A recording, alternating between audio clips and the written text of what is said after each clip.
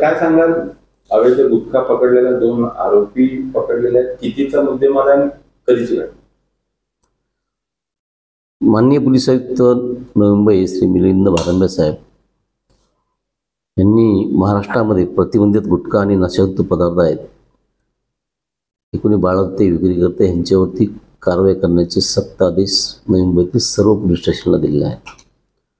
त्यानुसार आम्हाला 19/3/2024 रोजी आमचे शिपाई सय्यद म्हणून आहेत, तर त्यांना खबर मिळाली की एका टेम्पोमध्ये पुण्यावरून टेम्पोमध्ये गुटखा मुंबईकडे जात आहे.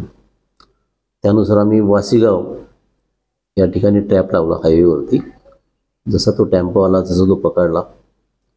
पंचांना बोलून झडती घेतली असता त्यामध्ये राजनिवास हा सुगंधित पान मसाला, त्याची किंमत आहे जवळपास 9,60,000 रुपये थोडा मिळून आला आणि तो जप्त करण्यात आला. त्यामध्ये 2 आरोपी अटक केलेत.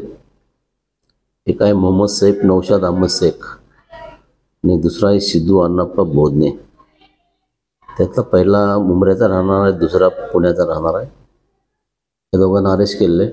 त्यांना 22 तारखेपर्यंत पोलीस कस्टडी रिमांड आहे. चौकशीमध्ये या दोघांनी यापूर्वी अशा प्रकारचे कुठले गुन्हे केलेले आहेत त्याबद्दल काय माहिती होती?